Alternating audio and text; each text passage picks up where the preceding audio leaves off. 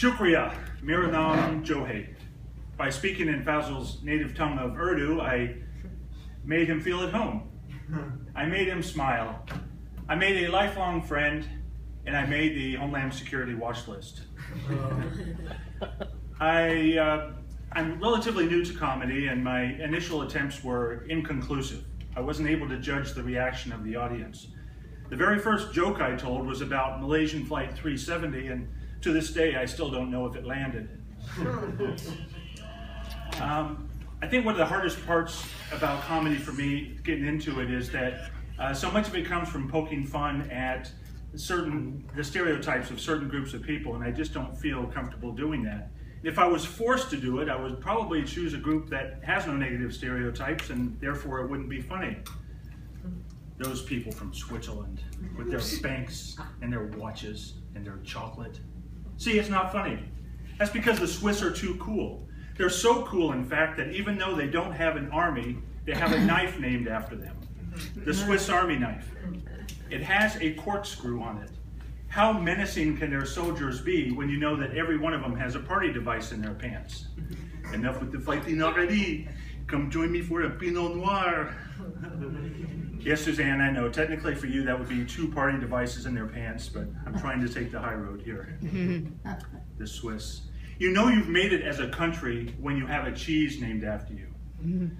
I think if Iraq does break up into 3 different countries, like some are predicting, if they want instant credibility, they should call themselves Brie-stan, Gouda-stan, and Parmesan-stan. Instant credibility. Imagine a new country applying to the United Nations. Well, I am sorry, sir, but it is a long and complicated process to... your country's name is mozzarella. Why didn't you say so? Come on in, we have a seat waiting for you at the Security Council. I just realized that my United Nations guy sounds exactly like my Swiss Army guy. If I'm going to keep doing this, I'm going to need to get some new accents, I think. Like many others, I had my personal identity stolen. I haven't reported it yet, though. My credit was so bad that the thief is actually improving it.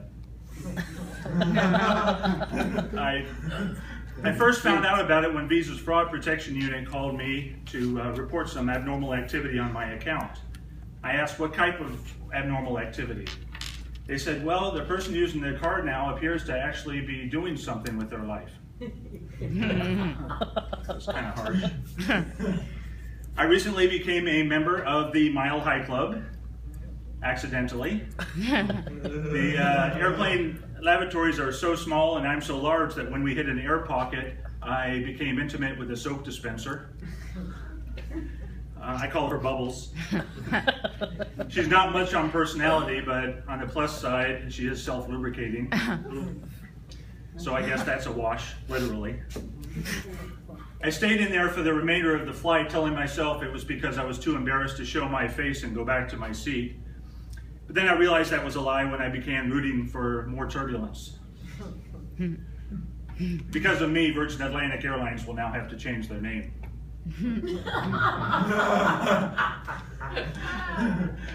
I became a vegan 2 months ago. I'm trying to get healthier. I think the most challenging part about it is learning about the substitutions. For example, instead of mayonnaise, you use the avocado spread. Instead of butter, you use vegetable oil. Instead of chicken, I use marshmallow peeps.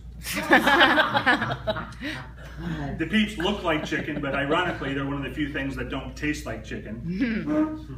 And I would have thought, too, that being a vegan, that my grocery bill would be lower, but there are some vegan items that are more expensive, such as one of the ones that Mr. Kane pointed out earlier. For example, almond milk is more expensive than regular cow's milk.